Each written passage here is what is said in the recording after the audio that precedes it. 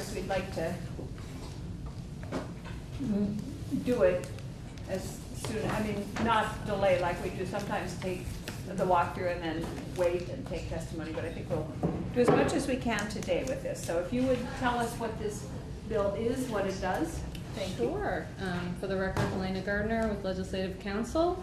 I believe you have in your folders H910 as passed the House. It makes amendments at the beginning of the bill to the open meeting law and then thereafter to the Public Records Act. So the first section amends the definition section of the open meeting law. It adds a definition of the phrase, maybe I should back up a second. I don't know if you wanted to know kind of where this bill sprang from. It started as a set of proposals from the Secretary of State's office to the House GovOps Committee. And then in their work on the bill, they directed, the committee directed Secretary of State's office to work with the League of Cities and Towns. And so some of the of what you're going to see reflects work that the Secretary of State's office did with VLCT. Some really became the committee's own work, and then, so it's a little bit of a hybrid, but the genesis was a series of proposals from the Secretary of State's office. So the new definition is added on page 1, the phrase business of the public body. That's a phrase that's already used in the open meeting law in a few places, and one of the key places that it's used is immediately below in the definition of meeting. So, the open meeting law applies to public bodies, but it also only applies to activities that constitute a meeting of the public body. And the existing definition of meeting talks about a meeting being a gathering, a quorum of the members of a public body for the purpose of discussing the business of the public body or for the purpose of taking action. So that phrase, you can have a meeting just if you're discussing the business of the public body. It's a meeting even if you're not getting together to take action under existing law. That's old language, right? Yep, and so I'm pointing out to you where the phrase, since it's going to be newly defined as a new phrase, business of the public body, I'm pointing out one of the places where that definition applies. So the definition, and this is one of the areas where the League of Cities and Towns and the Secretary of State's office arrived at the language and then discussed it with me on the definition of business of the public body. It means the public body's governmental functions, including any matter over which the public body has supervision, control, jurisdiction, or advisory power. The next change in the definitions is we just went over the general definition of what a meeting is, gathering of a quorum of the members of public body. And then under existing law, this committee worked on language years ago to say what a meeting is not. It's saying it's not kind of the mere ministerial agenda organizing, just mere distribution of materials without actually discussing them. So that's existing law. It's just designated as B. So there's sort of, in subdivision A, the structure is here what a meeting is. Subdivision B is here what a meeting is not. And then subdivision C and D on page 2 are proposed additions for more examples of what a meeting is not. And this is language that Secretary of State's office worked with Gwen Zakoff of the League on.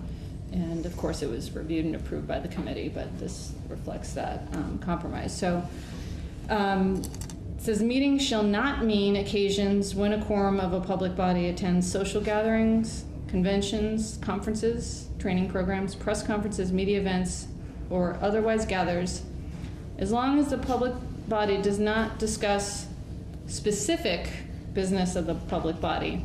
So you see a little nuance there, which is on the prior page that we looked at.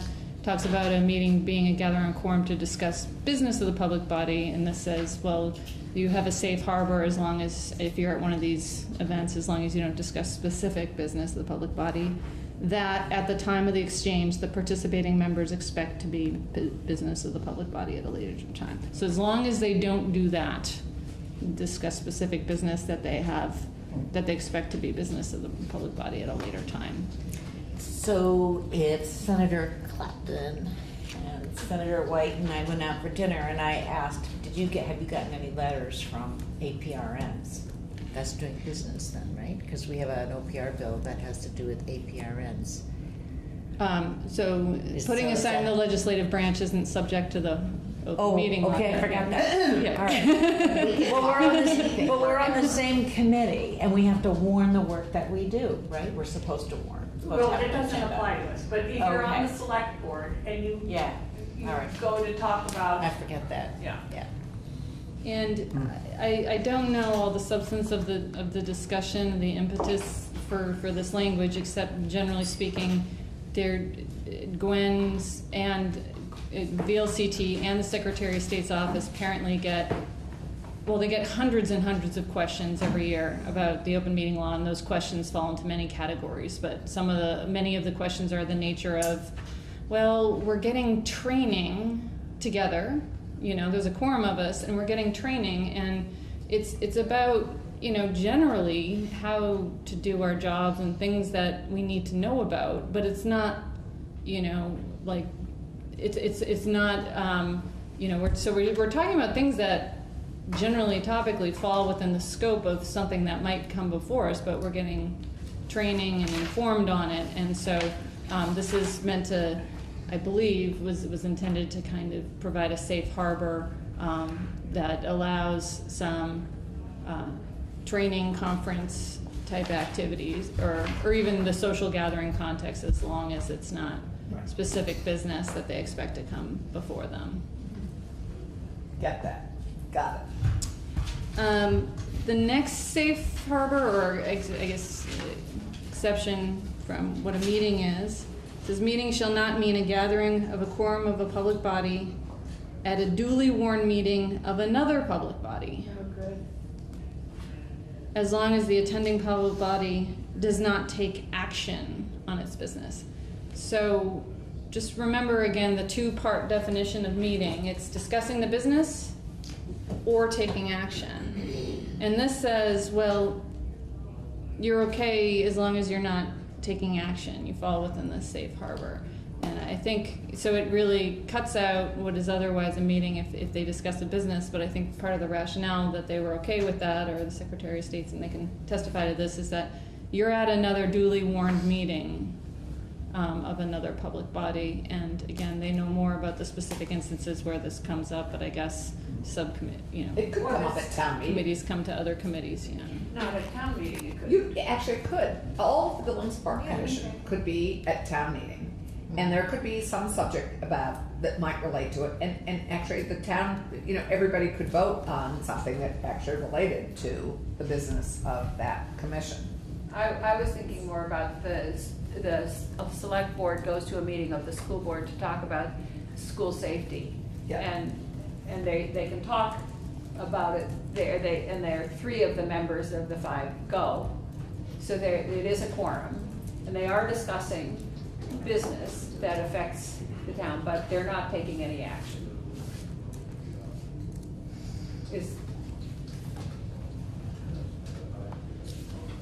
Okay. So those are the amendments to the definitions section of the open meeting law. The next amendment to the open meeting law on page 3 is an issue that the Secretary of State's office brought to the committee's attention, and they spent, I don't think I'd be exaggerating to say more than 10 hours of testimony and discussion on this, what ultimately boiled down to 4 lines here. Is that an exaggeration, Chris? I don't know. Yeah, not at all. So this is to address the issue of serial communication, otherwise known as daisy chain communication, and it's when, again, keep having to go back to that definition. of what a meeting is. A meeting is a gathering of a quorum of the members of a public body. So, there's an existential question. What is a gathering, in this day and age, right? Could that be a series of communications that are not time, space, not exactly at the same time or in the same place? Can you have a gathering over email? Can you have a gathering spaced out over several days? There's no case law on those questions in Vermont. You could see a court looking at this definition of meeting in a gathering of a quorum of the members of a public body.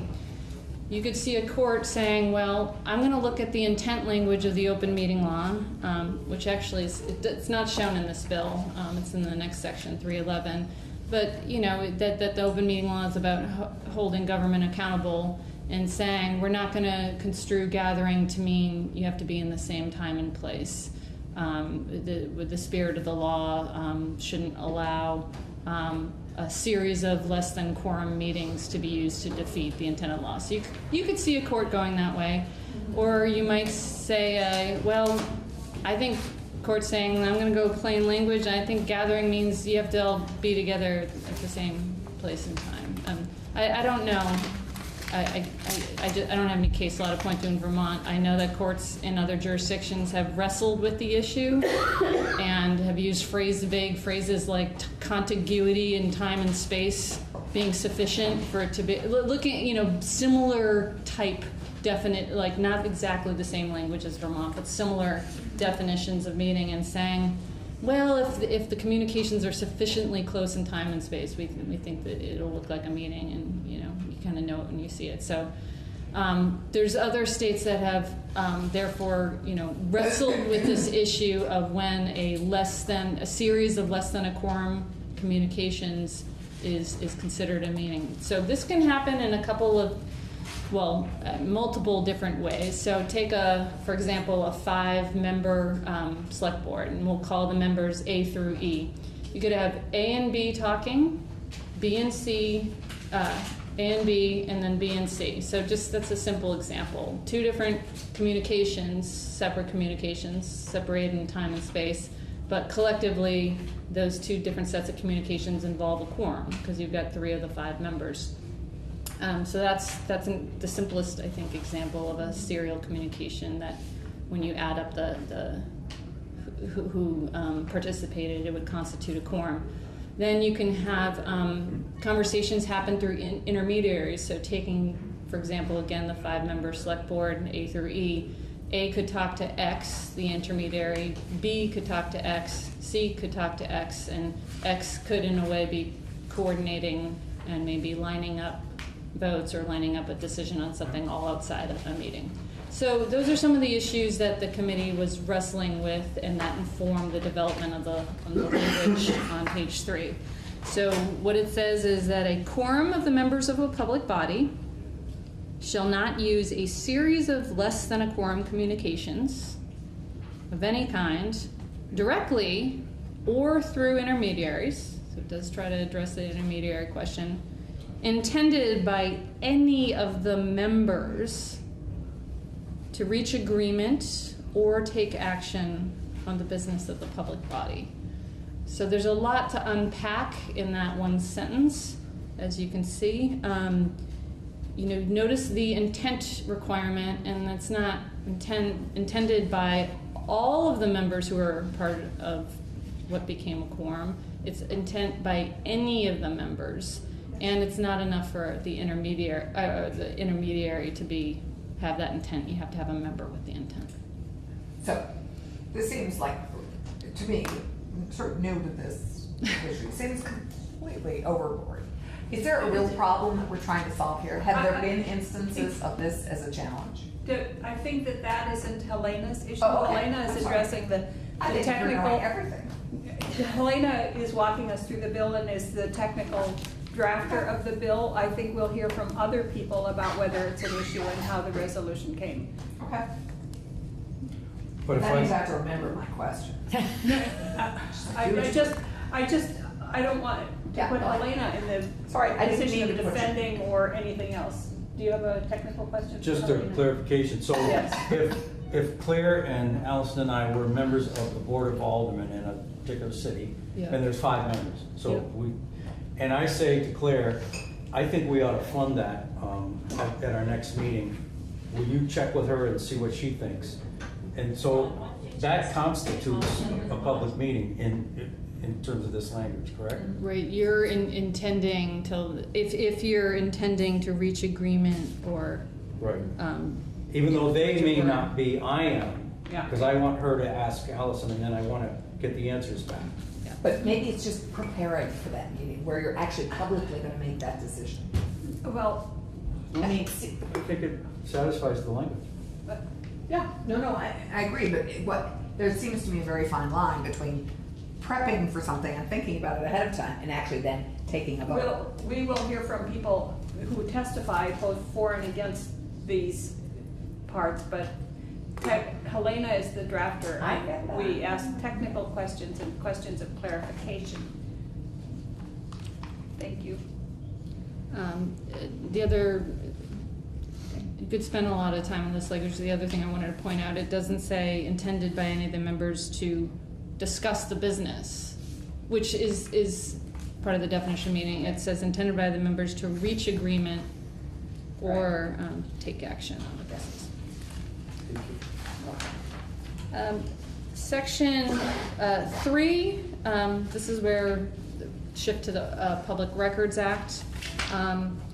This adds a new subsection to the part of the Public Records Act that's the statement of policy and the short title, and it brings over, there's a provision in Title 3 that is the provision of law that requires executive branch state agencies to have a records management program and improved record schedule. And in that section of law, there's kind of foundational intent and context language. But that section of law only applies in terms of the record schedule requirements to executive branch state agencies. So there was a discussion where one of the, not a member of House GovOps, but one of the representatives, Dylan Giambattista, raised issues about, in general, the importance of records management with, in helping with the Public Records Act being administered. So one of the thoughts was, and recommendations was to add the context and intent language about the importance of records in general into the Public Records Act. And in H585, the bill that you reported a couple of weeks ago, include some of that added some other language to the Public Records Act about the importance of records management. So this is the other chunk of that language that was brought over from that provision in Title III. So General Assembly finds that public records are essential to the administration of state and local government. Public records contain information that allows government programs to function, provides officials with the basis for making decisions, and ensures continuity with past operations. Public records document the legal responsibilities of government, help protect the rights of citizens, and provide citizens a means of monitoring government programs and measuring the performance of public officials. Public records provide documentation for the functioning of government and for the retrospective analysis of the development of Vermont government and the impact of programs on citizens. So I guess you could characterize this as sort of an elaboration upon the, subsection A is about accountability of government, and then this is more about is elaborating on what records can do in terms of providing further accountability and insight into government activities. Section 4 relates to, it's an intent statement about what's happening in Section 5 of the bill. And you won't really know what Section 4 is saying, I think, until you dive into Section 5. But it's saying, in rearranging, in kind of moving text around in Section 5, we want to make the text, General Assembly wants it to make the text more organized and clear, and doesn't mean to make any substantive changes. We're just rearranging things. Section 5 is the section of the bill that I dread walking through. I dreaded walking through it upstairs, because there's a lot of moving and rearranging, and then a few changes that are somewhat substantive but not earth-shattering. But there's a ton of underlying and strike-throughs and whatever, and you can only, I think, appreciate why that's helpful and needed if you look at existing law and see what a disorganized mess it is. That will take, it really is a mess. So that will take some time. I know there's a lot of witnesses in the room. I don't know if you want to kind of defer on that until a later time in terms of seeing how all the movements kind of match up. What I would do is on this, just tell us where the substantive changes are. Yeah. So the key issue here, or the only real substantive change, is that there's different time periods for responding under the Public Records Act, right? So there's the general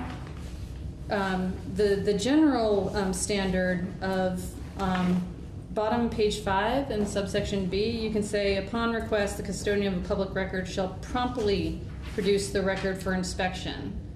And that part doesn't elaborate on what promptly means. If you go further down, so you would think, because it's saying except that we're just going to have a list of exceptions, but this section's so disorganized that it actually elaborates on what promptly means and says it means 3 business days, but then it can be extended to 10 business days in unusual circumstance. Oh, but by the way, if it's in storage, it can be a week. And so it's just, everything's disorganized. And so there's actually multiple kind of points where a time period might be needed, okay? So you have a request. Now, a request can lead to multiple things. It can lead to, we actually don't have any responsive records. Well, what's the time period within which you have to tell someone that you don't have any responsive records? Another path that it can go is, we have responsive records, but we're going to claim them as exempt. We think they're confidential or exempt. So there's the time period within which you have to certify that you're withholding or redacting records as exempt. And then the other option is that, yep, we have responsive records and we're going to respond to them. And then, so there's that time period. And have we changed the time period? I mean, is it a No. substantive change, or is it just moving it around so that it's And better then, understood? well, and then there's the whole issue of appeal, where if records are denied, and then you go to the head of agency and you appeal and you say they shouldn't have been denied, and the agency says, requester, you were right, we shouldn't have denied them. Then what's the time period for if that denial is reversed on appeal? Then, how long should you have to respond? So what this does is, this only uses the 3-day thing, apparently in connection with if you're responding, right?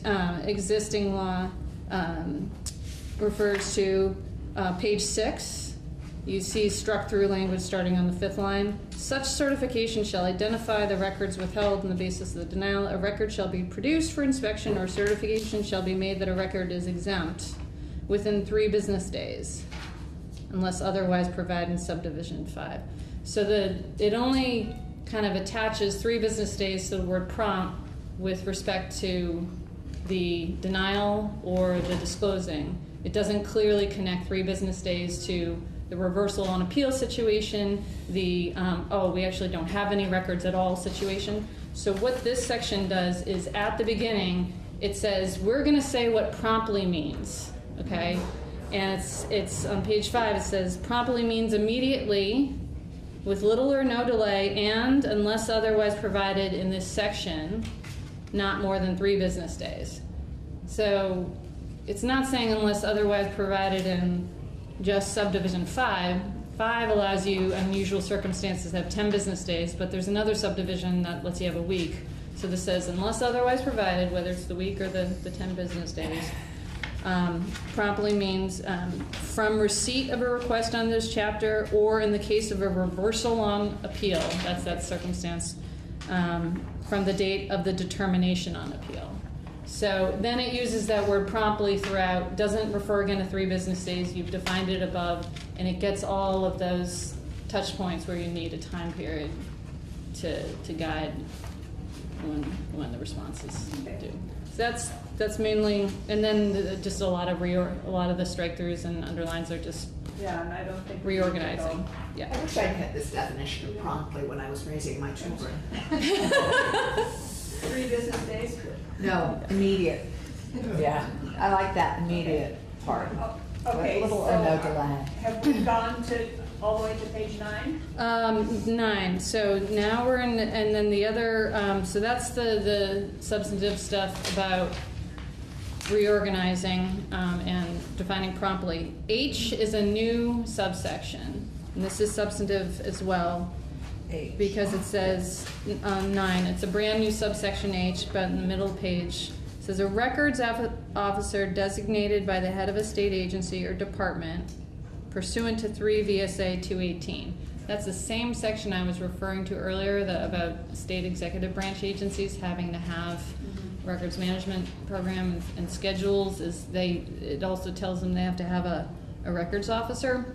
So it says that officer shall be accountable for the processing of requests for public records received by the record officer's agency or department in accordance with this section.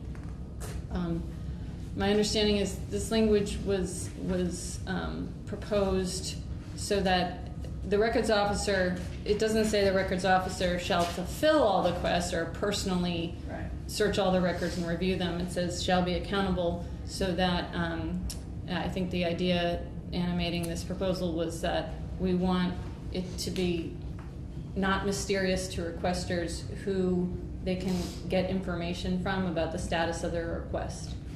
So there's one person who's accountable for the processing. Section 6, this looks like it's making this major new thing, but this is codifying with a couple of changes, codifying session law. So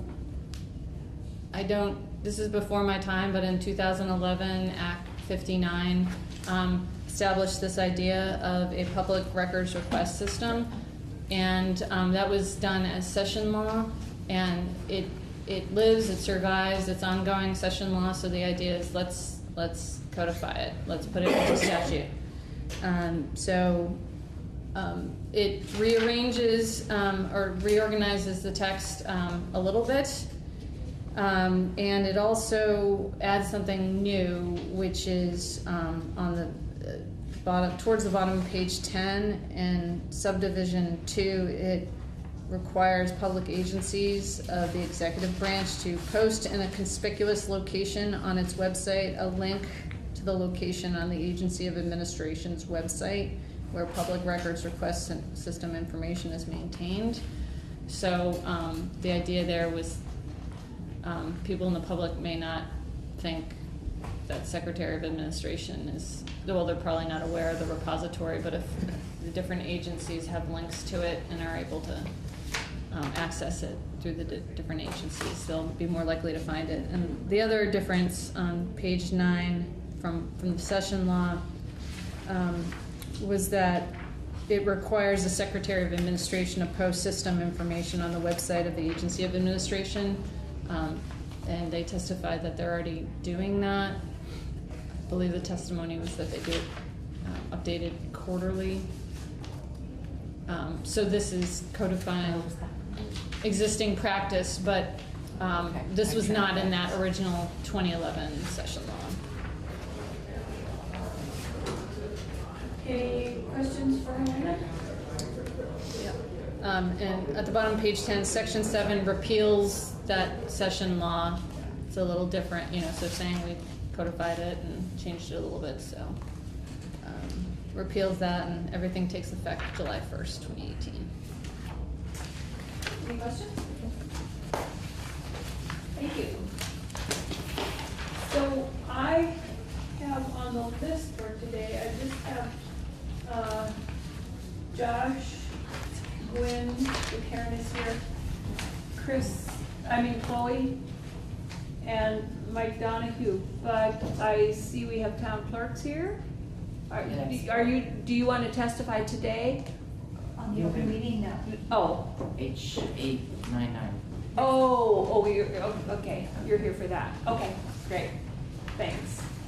And did you want to talk on this one? Please. Okay, just a few minutes. Okay, please join us and we'll get into this. Oh, I was gonna answer your question. Oh, good, I'm listening. I'm just gonna go above Jamie's head. Did you turn the heat up? I did, I'm freezing. Can I give you my scarf? I have a scarf. Didn't turn it up that much. We got warm, we'll turn it down. For the record, Chris Winters, Deputy Secretary of State, and thank you for taking up this bill. As Helena pointed out to you, this was an initiative of the Secretary of State's office, and I worked with Ledge Council and the Chair of House Government Operations to come up with some of these changes. And the reason we put these forward was to address the problems that we hear about every day. We get all the calls, as you probably know. We get a lot of calls about open meetings and public records and people trying to do the right thing and trying to interpret the law appropriately. We get calls from the boards themselves, from town officials, and from the public who are interacting with these boards, with their local and state government around open meetings and public records. And some of the things we put into this bill, we're trying to really add clarity to the existing law consistent with the advice we've been giving people so that they can find it in the law themselves. A lot of times they look at the law and they call us and say it's not addressed, or what does this mean? We're trying to make it a little bit cleaner and clearer in the law itself, and it's consistent with the advice that we give out and also consistent with the advice that the League of Cities and Towns gives out. Particularly if we start with the open meeting sections, serial meetings. And I will say, Senator Clarkson, serial meetings is a real problem. We get these calls more often than we'd like, and more often than you'd probably think, that boards are sometimes working behind the scenes to get things accomplished so that when they show up at a meeting, all of a sudden the decision is made and no public discussion is had. And it's very clear to those attending that the discussion has already taken place. Yeah. So this is a real thing, it's a real issue, it's a real problem. And I think there are some other folks in the room who could probably give you some actual examples. So the action is public, but the decision-making process That's right. is not. That's right. And the intent of the open meeting law is to give the public an opportunity to observe, to comment, to sometimes participate, and to know what their government is up to. And when it comes to a meeting and the decision, it seems like it's already a done deal and it's just made on the record with no discussion, you've not involved the public. You've subverted the open meeting law. I'm not saying this happens a lot, but it certainly does happen. And we wanted to make very clear in the law that it's not okay to do that outside of an open meeting. If you're discussing the business of the public body or taking action on the business of the public body, it needs to be done in a properly warned and open meeting. And that was the reason for bringing forth that provision.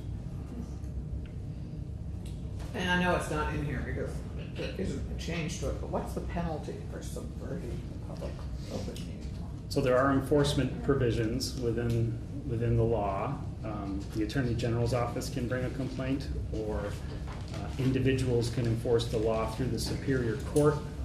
And I'm not remembering off the top of my head what the penalties are, but I'll say it doesn't happen very often, but for intentional violation of the law, there are monetary penalties for that. But there's also an ability to, I don't want to say do-over. Ask for corrective but action. Ask That's for right. corrective You're right. action, which is probably, which we put in a few years ago, which is probably one of the best things. Because sometimes they're not intentional and you can. But the intent of this language is to give Yeah. boards some further guidance and clarity in the law that it's not okay to discuss the business or in order to try to predetermine an action outside of an open meeting. And that can happen in a number of different ways, whether it's in person, by email, through chain communications, through one person coordinating the effort. So your example. Yeah, I mean, you can think of hundreds of them. Yeah. I've been at meetings where there was discussion, but it was so scripted that you knew very well, that everybody knew before they got in there And exactly then you what say they were this, gonna and then say. you say that, Right. and I'll agree, and then we'll. And then you can disagree a little bit, and I'll just Right, pretend I'll look- like I'll I look shocked. Yeah. Yeah. Never happens. The other portions of the open meeting law were to help give some comfort to the board members who are always calling us and saying, we're going to a conference together, we're carpooling together, is that okay, is this okay? Kind of put in some safe harbors, that as long as they're not discussing the business of the board, that they can do those things. And again, there was some nuance there, the specific business of the board, because they might get together for a conference or a training and be talking in general about board business, but not specific items. So that's to help clarify that. In the Public Records Act, clarifying what promptly means was something that we felt was important. The rearranging that Helena did as she went through this draft was really excellent. We were happy to see that and help a little bit in that, making it cleaner and clearer again to read. The tie into the records officer, every state agency has to have a records officer, so to tie in that person, there's a lot of, well, I'm not responsible for that record, I'm not responsible for that record kind of thing that people were complaining to us about.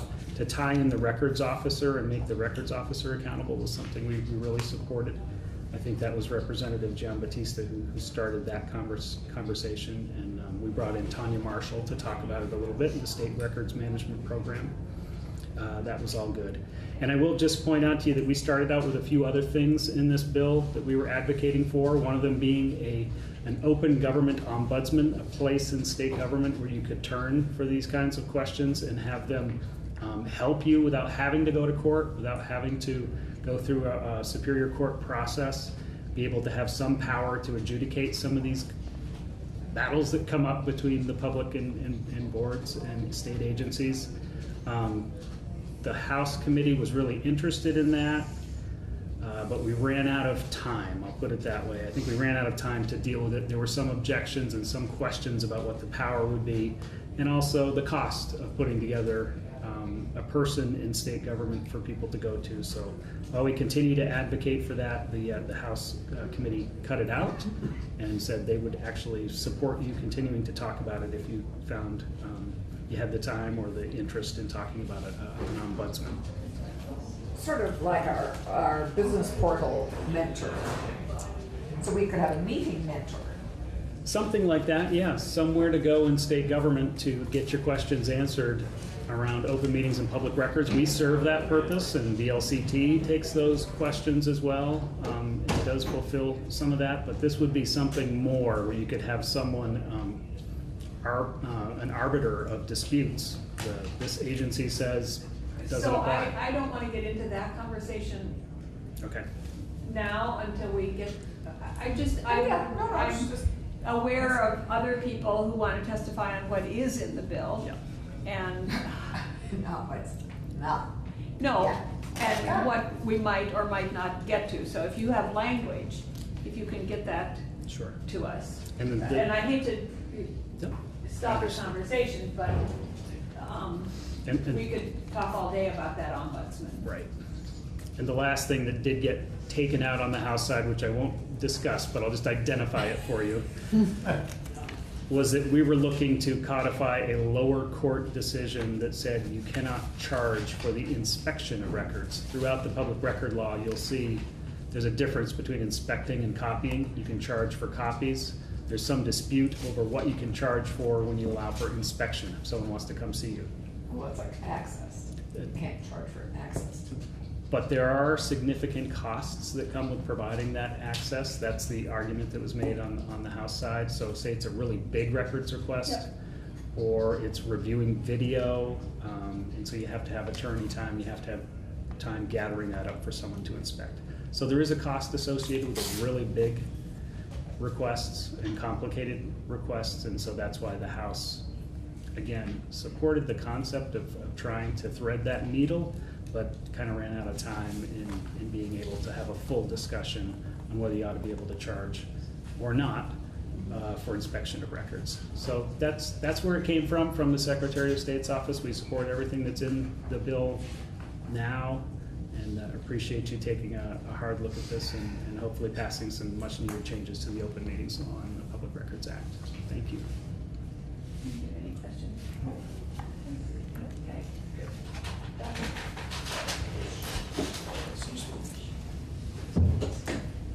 Madam Chair, members of the committee, Joshua Diamond, Deputy Attorney General. Thank you for the opportunity to talk about H910 and about access to open government.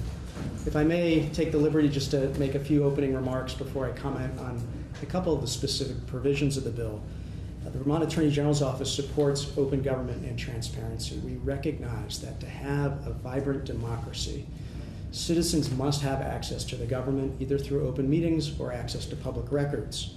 But at the same time, we must recognize that when people conduct business with the state of Vermont, they often provide very sensitive private information. And just by merely transacting with government, we're not waiving those privacy interests. And that is recognized in the Public Records Statute at 1 VSA Section 315, which states, all people, however, have a right to privacy in their personal and economic pursuits, which ought to be protected unless specific information is needed to review the action of a governmental officer. And if I just may say, the Office of the Attorney General stands ready to work with this committee, other interested parties, to achieve that balance of making government open and accessible, but at the same time recognizing that we have legitimate privacy interests that need to be protected. These are not just idle words. I think it is also reflected in the conduct of our office. In 2017, our office received and processed approximately 115 public records requests. In the first quarter of this year alone, we've received and are in the process of completing 33. Could you say that one again? Your office got 115? 115. Is that where public records requests go? I thought To they. his office. To our office alone, the Office of the Attorney General. Actually, that's not probably very many. Well, it's one every 3 days. And at this stage, we're on track to do about, we've already had 33 come in the first quarter. And these can be sometimes very easy. You know, please provide us with a settlement agreement. Or in some cases, we could get extremely large and broad requests. If I may just give one example. In 2016, our office received a request for all documents reflecting all communications from 9 assistant attorneys general and 30 miscellaneous organizations and individuals, including various public officials, Senator Sanders, various lobbyists, and the Democratic Attorneys General Association. To merely identify what records might be responsive in that universe, we had to hire an outside IT professional who identified over 13,500 potentially responsive emails. When we started collating, the email chains and things of that nature, we were able to whittle that down to 1,129 email chains. And then, as you all can imagine, we're a law firm.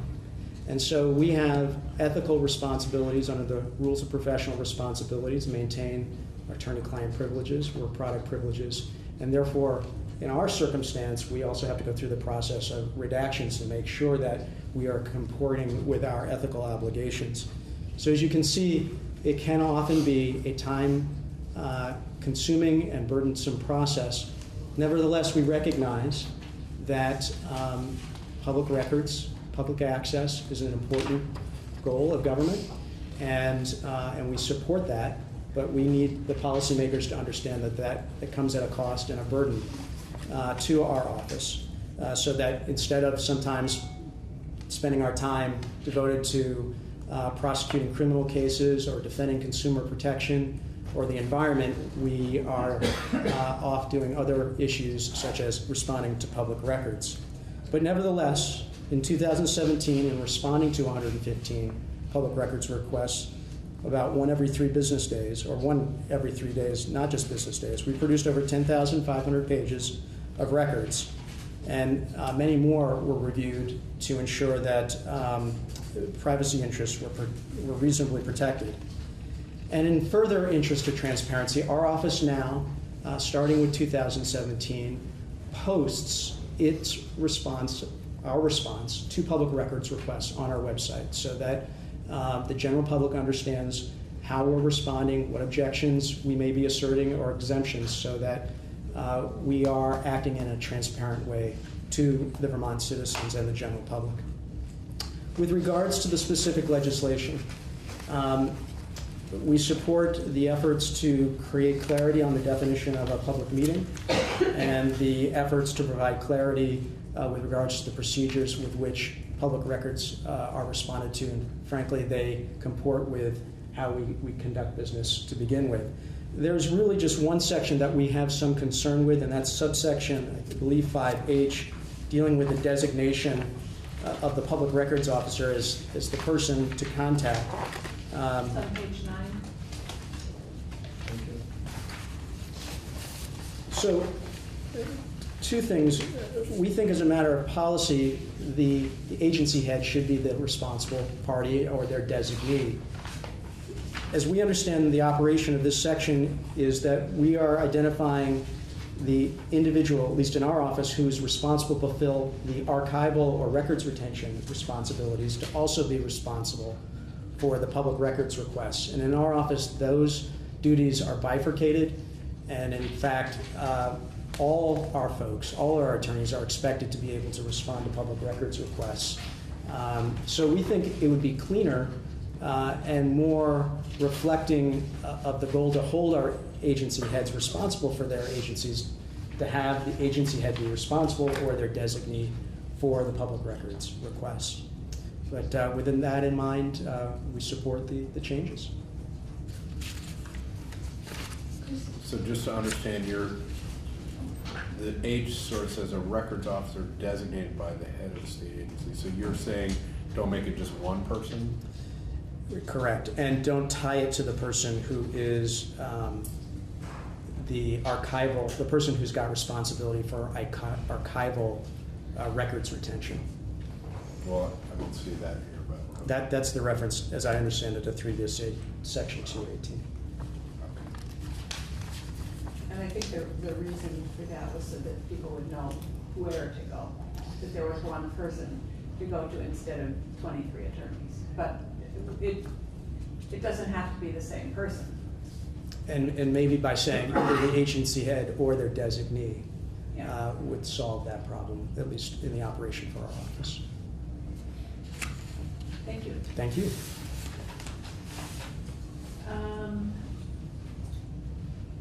Chloe, are you, Karen, are you here in place of Gwen? Yes. Okay. Do you want to? Sure. And then I think you're next on that. Thank you for the opportunity. My name is Karen Horn. I'm with the Vermont League of Cities and Towns, and as you've heard from Helena and Chris, this was a long, complex conversation in the House Government Operations Committee, and the bill is a compromise. I think that nobody got anything close to everything that they were hoping for in that legislation. But having said that, we are satisfied with the version that came over to the Senate and supportive of it. So that's really all I need to say at this point, unless you have specific questions. No, that was pretty clear. All right. Thank you. Thank you. Chloe? Do you all have copies of that, or would you like, because I made copies, would you like? Of your testimony? Yes. We do Oh. not. Would you like? We'd love Yes. Can I have Thank it you. back? Sorry. Wait, right on. Oh, it's okay. All right. Thank you. Peggy always says I had to bring copies for you all in judiciary, so I figured I'd continue Yes. the practice. Oh, right, you just did that. That's the practice for all we can do. Oh, really? Okay, good. All right. Well, you know, we can see how much you'd want me to speak on this. I know that you kind of were interested in seeing what was in the bill right now, rather than, you know, kind of what we want to be in the bill. So this is a, and I will try not to read from this. It's probably the longest testimony We ever. have a list. Close out with it. You know, so I'll try not to read from this. So you all have this written testimony. It's very long, but basically, we support the reforms relating to public records in this bill. And for the record, I'm Chloe White. I'm from the ACLU. We're concerned by some of the changes made to the legislation as from when it came out originally in the draft that Helena and Chris worked on. And we really feel the bill doesn't go nearly far enough in meaningfully addressing the real problems in obtaining public records in Vermont. We understand, that when a big request comes in, it's really difficult for people to deal with. We know, especially in smaller municipalities, small towns, it's difficult to deal with a big request. But I think a lot of times people have used big requests as, saying, well, this happens a lot. This is a lot, and I don't think that's the case. I don't think, when we have there's a special case of, like the Deputy Attorney General talked about, there's certainly a case to be made for sliding costs or for, extended period of time, but I think for the most part, I don't think the requests that people are getting are so large as to make it make dealing with them the standard, basically. And as we know, access to public records, these are public records, and it's in the word, that's the name of the act, is the Access to Public Records Act, and there's really a presumption that these will be open except for blank. We have, and unfortunately, we have a lot of issues with public records access in this state, and that's why the Center for Public Integrity gave us an F in access to public information. And we have a ton of experience just at the ACLU. This is not including, other nonprofits and reporters, all the issues with getting records, but we're currently litigating a case against Burlington Police, which refused a public records request for a video camera because they said they can't redact the faces of the people in the video. So releasing the video would violate their privacy, but the case is ongoing against those people, so their names are already out there, and basically now the public can't have access to a public record of an incident in which government misconduct is alleged. We just settled a case against Department of Agency for Education for $30,500, where the agency refused to provide records related to school safety, and despite admitting that they possessed the data. And Superior Court in Rutland ruled in our favor and ordered them to produce the documents. This is almost 2 years after the request was made. And not only after we won, then the settlement dragged on because there were misinterpretations. The agency interpreted the statute about attorney fees differently than we did, saying that only when you did things in court could we recover attorney's fees, not before suing and not after during settlement, which is not usually how attorney's fees work. So eventually we were able to get, $30,500. So people talk a lot about the expense and the time that it takes to provide public records. Well, it's also expensive when you get sued and you lose and you have to pay the money out. To avoid that kind of thing in the first place and avoid an expensive suit and taking people's time and spending time in a lawsuit. Of course, there was the VT Digger request for the EB-5 program, where we sued the state. The state eventually released some information. When VT Digger asked for more information, the state said the request would cost $200,000. And then we think the matter could have been solved a lot more quickly with less cost to state taxpayers had the state provided better explanations for redactions and had the state not asked for exorbitant fees related to relevant documents. We've attempted to investigate the state's use of automatic license plate readers. Just this summer, Leah Ernst and I tried to file a public records request to state police. We were told it would cost over $1,300 and would take several months to produce. So even though they would release the records, in effect, it's a denial. We decided not to pay that, but I think that was more of a matter of principle than we didn't have the money. But imagine that people who don't have that money, who don't have the resources the ACLU currently does, and they want public records, and this is effectively a denial of seeing something that is public, is supposed to be public from the government. The city of Burlington has refused to let us inspect things for free, which, as Chris talked about, is in a lower court decision that inspection should be free. Other agencies do let us inspect for free. That's inconsistent. That's hard. We don't know what the law is. So that's why we were disappointed that codification was taken out. There are so many numerous problems we think Public Records Act. There are over 260 exemptions, Public Records Act. There are more being introduced every year. As you know, you talked before about the nutrient management plan, the exemption. And again, That would be added. right, that would be added. That's another one. That's 261, 262. I just received an email that Senator Starr would like to put it into appropriations bill. So,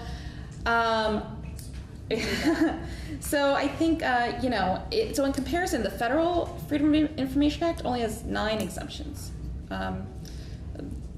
Difference of scale there. We think agencies regularly misconstrue exemptions.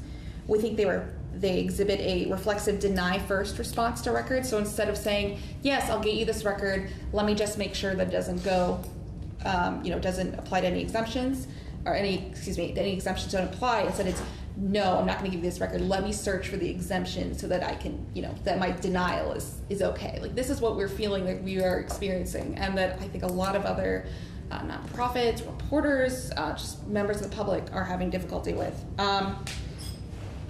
Agencies don't consistently provide justifications for redactions and withholding. They engage in inconsistent and improper denial of ability to inspect for free. Inconsistent, exorbitant fees for record production. There is a nonprofit that is looking to understand what some towns and districts are doing to mitigate mosquito problems, and they've been told it'll cost them $2,000 to $3,000 just to get the records. And that part of the problem is that everything is in hard copy instead of electronic, so it's going to take them time to redact. So that's also a problem of records management. We feel, these are supposed to be public documents. Why aren't we preparing them in a way that it's at least easier that if the public requests them, it's easier to get it to the public. This is our government. It's, yeah, Chris, I see that, please. Okay, and I think also, I think we do appreciate the definition of promptly in here, because I think Secretary Condos has talked about this as well, is right now there's agencies and towns are supposed to have 3 days to respond, with 10 days in special circumstances. But they will tell people, I think Secretary Condos told me a story about, they'll say, oh yeah, we have 13 days to reply. No, you have 3 days. You're supposed to have 3 days, then 10 days in special circumstances. But instead they take, it's inconsistent. And so I've listed, this is on page 3 and 4, a huge amount of changes that we would recommend to Public Records Act. I know it's April. We've had a long session. That's true. But we really think it's important. It's, these are public records. We know it's difficult, and we know, a sliding scale for larger requests, I think is entirely possible, or maybe longer time for a larger request. We understand that there is, that there are times when a request is enormous. You ask for every time someone said the word "the" in 20 years of email. That would be death by avalanche. Right. But there are also things that we can do to make it better.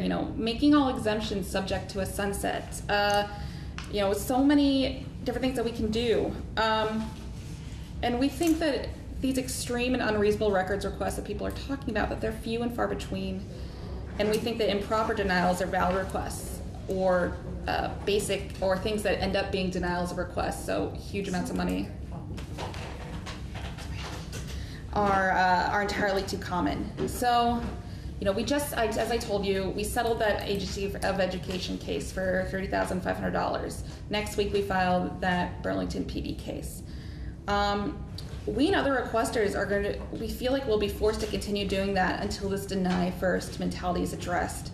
And so we would urge you to really think about public records reform, to try and to amend this bill to reform the PRA and increase the ease of access to public information. I Claire has a question, Chris does, Allison, but first I'm going to suggest that you, I suggested to you that you bring in language, Yep. I've got it. Yep, for sure. And then we'll start taking testimony on the language instead of Yep. taking testimony now on Right. what could be, because we need to see the actual language. Absolutely. Claire? Oh, thank you. I wondered, you said Senator Starr was gonna put something in appropriations, and I forgot what that was. Is that the Nutrient management plan? Our Yes. nutrient management You discussion. said that last night, we knew that. Yeah, okay. I just wanted to. I'm behind what the I was times. hearing. Oh. Chris, yeah, Chris? I'm trying to me, I think there's a balance between, you know, a tiny town with a volunteer select board and the agency of transportation. And I, you know, you mentioned Congress, federal government, did you say they have 9 exemptions?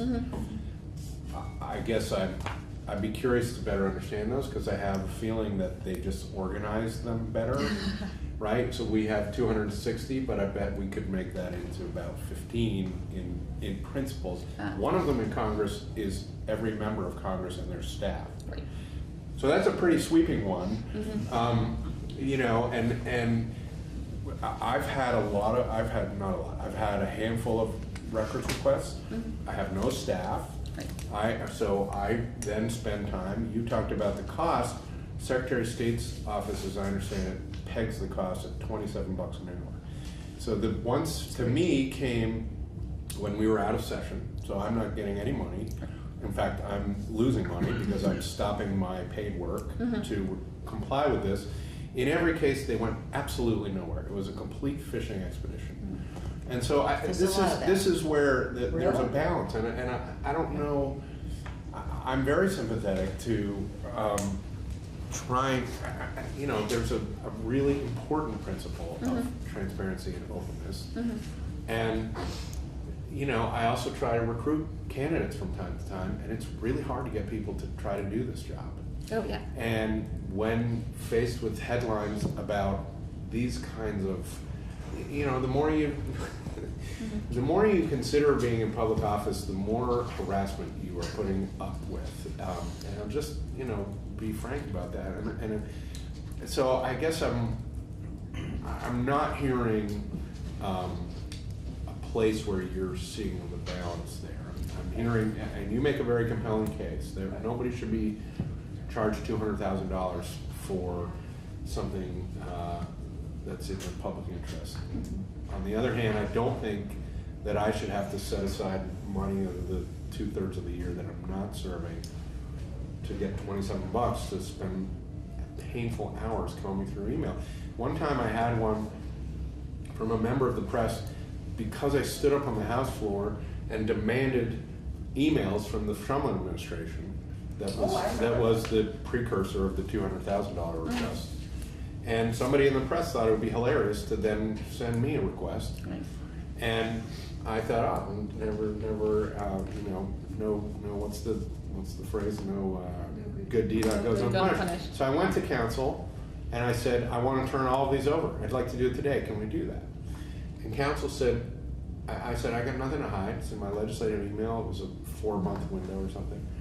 And council said, well, you should be careful because some people, I was on the healthcare committee at the time, some people would send me their healthcare stories. Right.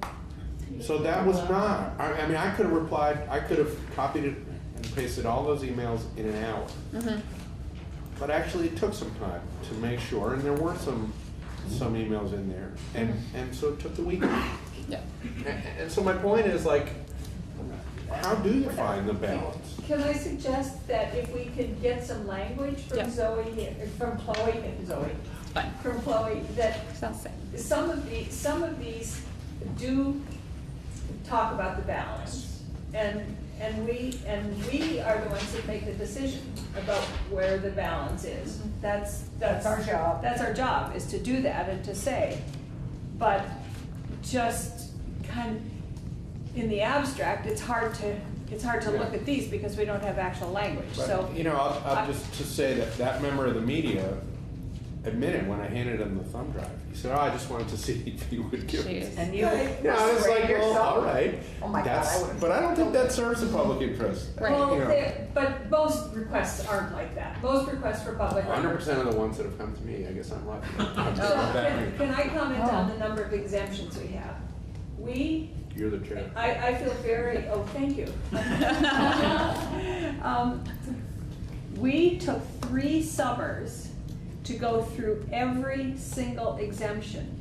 And we could easily have put them into 15 or 20 categories, and they would have been very broad categories, and they wouldn't have been less exemptions, but they would have sounded like less, and so people would have said, oh, we had 260 and now we've got 15. It wouldn't have made diddly squat difference at all. They would have still been the same exemptions. Do you have those notes? Oh, yes, we do. We took 3 summers and went through every single exemption. I read all those reports over the summer, so I appreciated that. gosh, you must have had a lot serious. So, was great. Anyway, I'm just saying that I don't think the number of exemptions is indicative of anything except for those people who do these reports and say, you have 267 exemptions and so therefore you're bad. And I don't care what those reports say, ever. Just to put that on the record. Allison? I want to know what state got an A. That's a great question. New Probably Jersey or Jersey. someplace like that. Florida. Oh, yes, that's right. Florida. So that just proves the point. That- Right. Yeah, that's true. You know, it's. Wow. So you get an A. And They, what- yeah, that's what it is. their Sunshine Act. I think it's, you know, someone has explained to me, you know, there is this trend of Florida man. You know, Florida man finds badger and hugs it and gets a $300 fine. Some odd story, and you know, it's always a Florida man, Florida woman, and it's because of their very expansive Public Records Act that things are very open there. But yes, Florida gets an A. I think. That's about all. Yeah, I you know, it's interesting. New Jersey did quite well, I remember. They did quite well in ethics. Oh, was it? Yeah, they did well in ethics. That's surprising. Any other questions for Chloe? But I Well, I would look forward to the suggest language, yeah. that you have some language on these, because some of these really are very legitimate and should be addressed. Absolutely. Yeah. I mean, they're probably all very legitimate, but. I we'll- understand. Thank you. Thank you. Mike?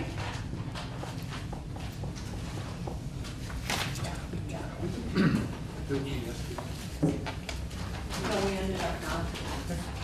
Did you talk to me about that, Bill? I've tried. Tried.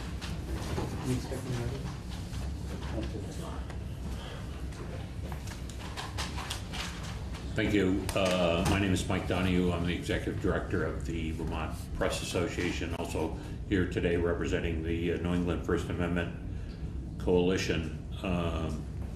Generally, very supportive of this bill. Agree with a couple people. It doesn't go quite far enough, but I figure we'll take a half a loaf anytime we can keep getting a half a loaf. So As long as it's not the nutrient load. yeah. Oh, It's a good part. But, I mean, I am supportive of some of the things that the ACLU said, and I'll touch base on it. And in answer to, and I support what Chris said about the whole purpose of meetings is to have things hashed out in the meetings. And Senator Clarkson, you asked about, you know, is that a problem? There are a lot of meetings, and I'll give you one example where chairman of the select board, and I couldn't believe he said this, I asked him about something and he said, well, I sent an email to each of the selectmen and they told me how they felt. I said, really? You know, and he goes, yeah. He said, and then I called him and we talked. And so they took action on something, an appeal. And I said, well, why didn't you have an emergency meeting or a special meeting or anything like that? And then, it's a long case, but then they retroactively went back and corrected minutes of a select board meeting from like 2 months earlier and amended the minutes to say that they had done all this stuff. So, I mean, it is outrageous, some of the things that you see that they orchestrate outside the meeting, and then you come in and everything is already choreographed and everything like that. So we are excited that the word promptly finally is sort of going to be defined for governmental officials. It was always interesting that I always tried to contend that that meant forthwith, like right away, like right now, I'm coming in to, you know, Within 5 days? oh, yeah, you know, and I would say to people promptly, like, if your house is on fire, are you going to report it promptly? Are you gonna wait 2 or 3 days, or are you going to call the fire department right now? I want it promptly. And if several of you remember, I mean, it was 2 days, and we expanded it to 3 in one of the compromises to get some of the other things for transparency.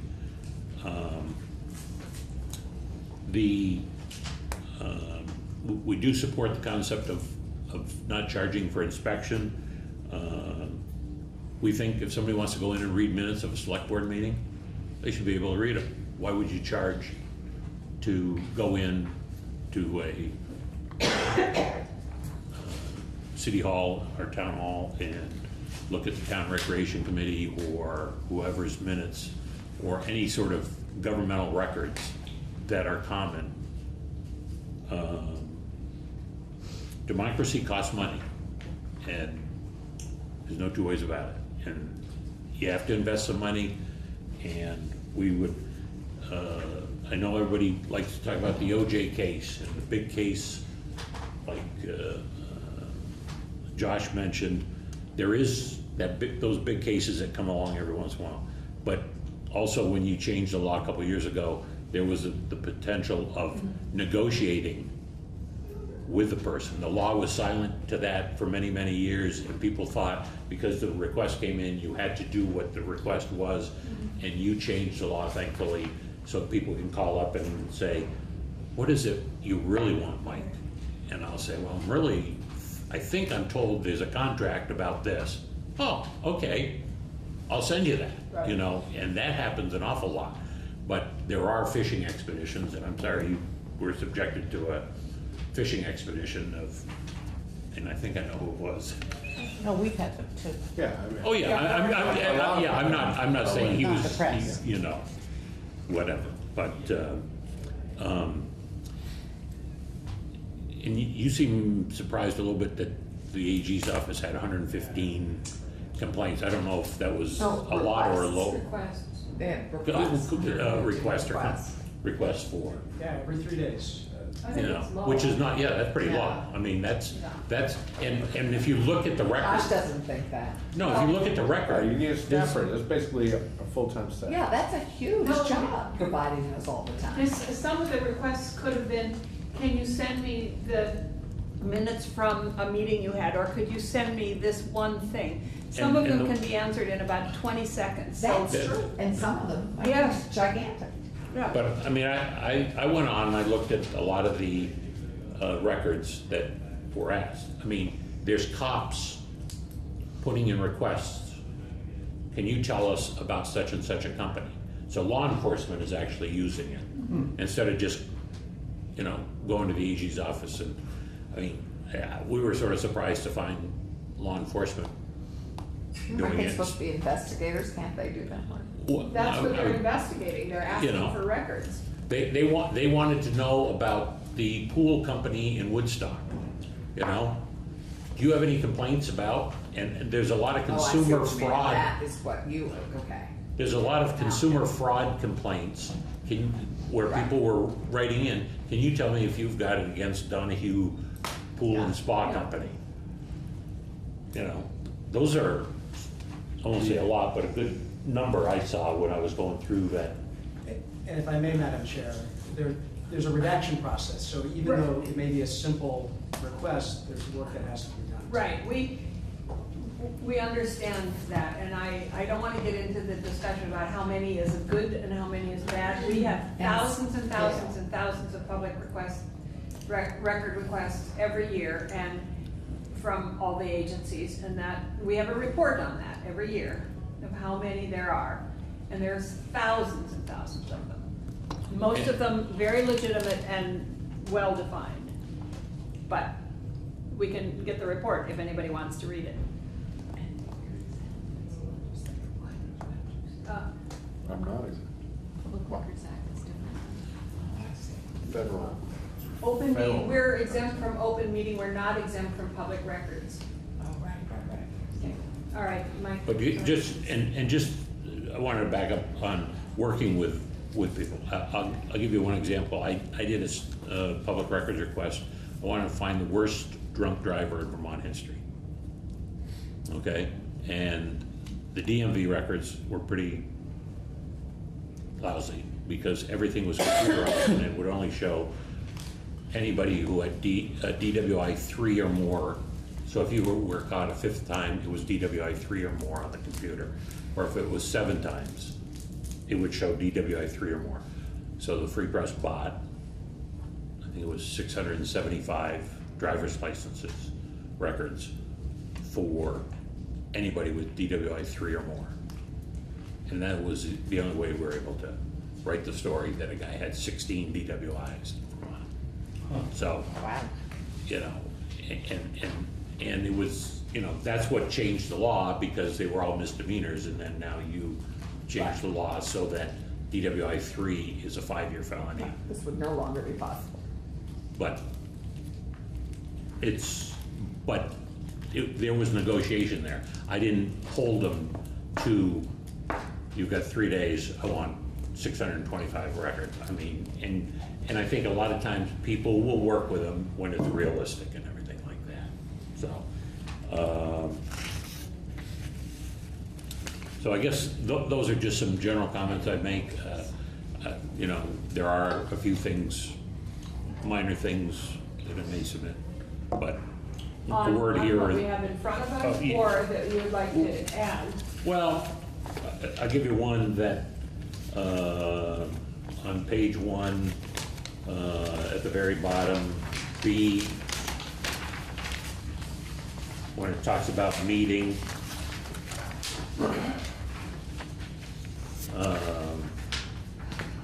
Shall not mean? shall not mean written correspondence, electronic communication, email, and then, I think it's on, and it says, as long as it's available for inspection and copying under the Public Records Act as set forth. And I guess the question becomes, if there's phone calls, how do you get public records out of that? And I guess we would like to see something possibly inserted there where it says, it shall not mean written correspondence, electronic communication, including email, telephone, teleconferencing between members for the purpose of scheduling a meeting, organizing an agenda, so forth. No issues of substance shall be discussed. If you could add a phrase like that, that no issue of substance. I Just think to make that's it what that clear. means. It's only for scheduling a meeting, organizing agenda, or distributing materials. But it would be great to add that, because I think that's what happens. You get on the phone and you start talking, Oh, and okay. you're talking about the agenda, and then, as Brian Okay. said, Would you put that, would you have some language for that? I just, no issues of substance shall be discussed, but I'll put it in writing to you. Yeah, because we need to know where exactly. Yeah. Claire? I think it was Betsy who determined that we would just decide what could be discussed or what could be done instead Yes. of having vague language that could include a lot of stuff that couldn't happen. For example, it was in a different bill, but was for in example, no corporations. issues of substance, that is enormous. What you decide is important might not have felt important to me when I discussed it, like, are you gonna be at the something or other meeting next week? So, it seems that keeping it clear that it's for the purpose of scheduling a meeting or organizing an agenda or distributing materials seems pretty explicit about what can be discussed. I mean, you could put a thing, instead of substance, you could put a thing in that refers back to the definition at the beginning of business of the public body. That makes But more sense. whatever. Whatever, but, Whatever. yeah, that, Uh, it should be taking place at these meetings and not in these Yeah. serial meetings by phone or whatever.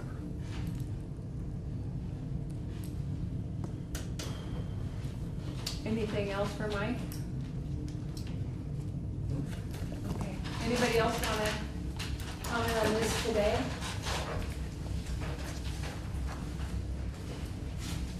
So we'll take this up again next week, if everybody can have their, any suggestions for changes to us, so that we can post them, so that then people will know what we're going to be talking about. Like a public record. No, I'm gonna keep it private. Yes, Well, it no, is a she'll public email it to record. us, yeah. I know that was a joke. Yes. You know, I hear you state clearly that you don't care about the rankings we get, and I The don't what- care. about the what? The rankings we get. Oh, And I don't care about the rankings per se, but We as a state. yeah, but I think that it is, I mean, we saw it coming up in the OPR bill around law enforcement. Like, we added one more. We said they don't have their home address. Right. It's not- You know, but OPR told me that they're considering a blanket exemption that the professionals they license, we don't, Right. it's not, it wouldn't be,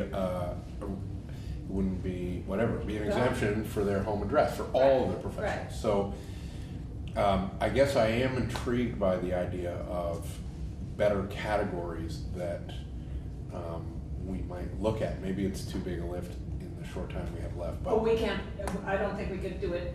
It took us 3 years to go through the ones that we had, and I believe that now they are put in categories, but they're not. So there's a category that deals with trade secrets, and there's a category that deals with personal information Identifying, exemptions. yeah. They're not, and then each of the exemptions that relate to that are put underneath that, but they're not, it's not broad categories that we've just gotten rid of all the exemptions on. Yes. With the chair's permission, I'll provide Yes.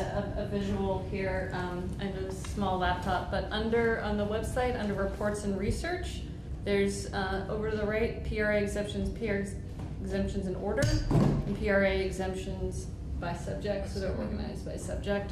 So the different subjects include, kind of complaints and investigation, I see. type stuff. How many and then- categories? Okay.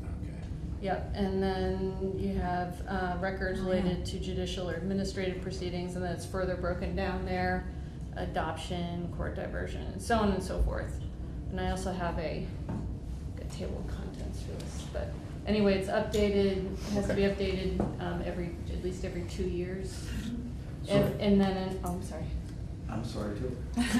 If you collapse that, how many would there be? Yeah. So you can see in the other part of the tab, PRA exemptions in order. These are just the statutory exemptions, okay, in the Vermont statutes annotated. So there's the possibility of additional exemptions if a rulemaking authority is so broad as to allow the creation of an exemption in a regulation. It could be there. That's not captured in this list. And then there's the kind of the mega exemption, which says, C1 says, records are exempt if they're designated confidential by law, which can include federal law. So this list doesn't try to get at a list of federal exemptions, but this list here was most recently updated and republished in December, and there's 253. 12 pages. Not 253 exemptions. In the statute. But And the there's Vermont probably statutes annotated. 24 categories or something. Yeah, Yeah, and so we could, a whole pile of them are trade So, secrets. for okay, example. I Yes. take it, Yeah, it's just yeah. too big, but it is, we're going to forever be, this is gonna just keep coming back as long as we have this eye-catching number, that's all I think, but whatever. yeah, Hopefully don't. and I don't know how else Yeah. to We deal don't with care. it. We could just say all trade secrets are, I mean, all business, what do you call them? trade secrets, but it's Proprietary. anything proprietary It's like that would put nutrient you at a management plans. competitive disadvantage to someone else. That's the key. It isn't necessarily a trade secret like, it's something that would put you at a competitive disadvantage to somebody else. We could put that in one category and just take that one statement, and then it isn't clear at all, and people would have to say, let's see, does this, they requested the nutrient management plans. Would that put them at a competitive disadvantage? If you had a specific exemption or not, then you would know that it was exempt or it wasn't exempt. But the way, if you put it under that broad category, then somebody would make the decision. Yes, this would put somebody at a competitive disadvantage. And then the person that requested it would say, no, it doesn't, I don't believe it does, and then they would have to go to court to have it settled. That's the way, I think that's the way it would happen if you had broad categories instead of specific exemptions. Just to, I mean, there is a broad trade secret exemption, and it's a part of a list that starts off by saying, here are the records that are exempt. The following public records are exempt from public inspection and copying. It doesn't say the following records are exempt and shall not be disclosed. It says here are the records that are exempt. And there follows a list that seems to include records where you would really want the agency to have the discretion whether or not to claim the exemption. And then there are things that you can't conceive of, you think it would be bad if the agency didn't claim the exemption. But they're all in the same list combined together. And it doesn't provide a lot of, and so the trade secret is a standard, it's a test, just as you articulated. And there's prongs to that test, and reasonable minds can differ about how those prongs of the test, whether they're satisfied in a particular case or not. So that's the kind of the broad trade secret exemption. And all these parties that want their own mini, narrow nutrient management plan or whatever say, well, we don't want to have to duke it out or fight or have any uncertainty about whether it qualifies under the test. We want to make a clear, direct statement that it's covered. So in a way, if you look at, like, if you think in terms of Venn diagrams, like circles within circles, you could say C9 is this circle, and then there's all these little mini ones inside there that probably already are covered under the broad C9, but by having them specifically spelled out, they provide comfort to certain people and certainty. And some of those exemptions also say they're exempt and shall not be disclosed or shall be kept confidential. They explicitly say that. And if I remember, a lot of the trade secret ones came through DFR, ACCD, it was someplace else. Because That's how we got people to go along with a lot of the regulations we wanted to put in place for one thing or another. We had to promise we wouldn't disclose it. Well, yeah, That's always and the with case. ACCD, they apply for loans and grants, and they put things in there that, Yeah, their finances. information in their applications that certainly would be detrimental to them if they got it. So any more questions on this? We'll do this again next week, and hopefully have some language, and we can, but what I understand is that the bill as it is, nobody objects to the things that are in there. They would like to see more things in there, but did you object to something that was in here? Oh, yes, the one tweak. person, A tweak. yeah, I think to accomplish the same goal, Yeah. that allowing the agency yeah. head to be responsible. Or designate, yeah.